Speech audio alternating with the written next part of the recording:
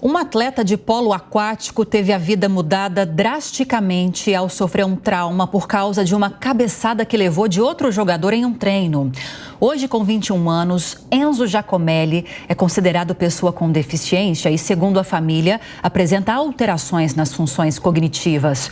A Nicole Fusco traz mais informações a respeito do drama dessa família.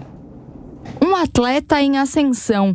Enzo Giacomelli era jogador de polo aquático e tinha acabado de receber uma bolsa de estudos em um colégio da capital paulista para defender o time. Mas em fevereiro de 2020, pouco depois de ter completado 17 anos, a vida do jovem teve uma reviravolta. Ele sofreu uma cabeçada dentro da piscina durante um treino e teve traumatismo crânioencefálico. 4 anos se passaram e Enzo ainda lida com as sequelas. Tem 3 coisas que eu sinto constantemente, que é o tremor, a dor de cabeça e zumbido no ouvido. Esses 3 são constantes. A dificuldade de fala também. São 22 sequelas ao todo, segundo os pais de Enzo, Luiz Fernando Giacomelli e Margarete Cristine. A família contou que Enzo não desmaiou depois da cabeçada, mas perdeu a visão e o controle do corpo.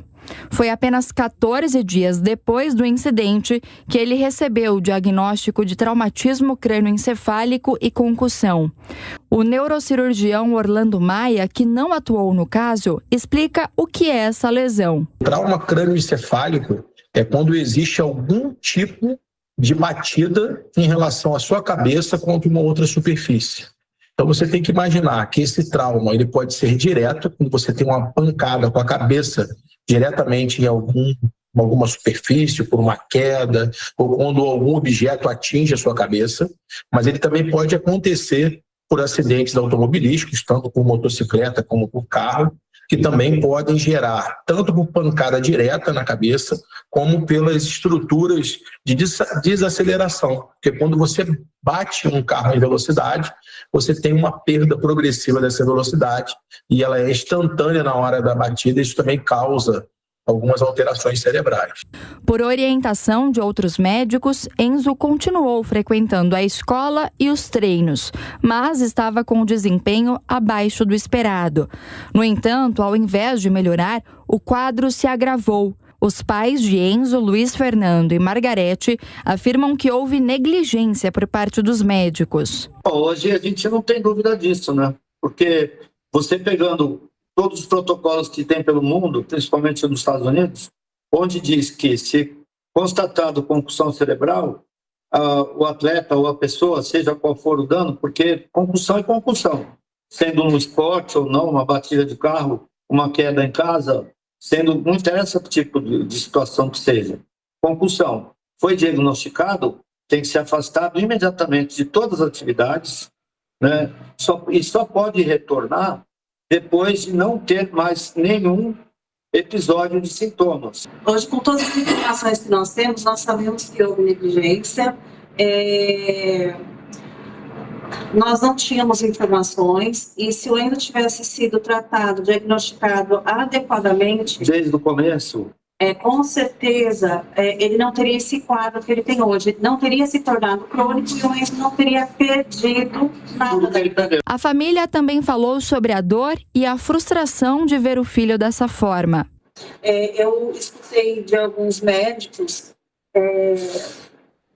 que meu filho morreu, que era para eu esquecer o meu filho que existia antes. Porque o Enzo que existia antes não existe mais. Teve médicos que falaram para eu esquecer, para eu parar de procurar, para eu desistir, para ele ter vida normal.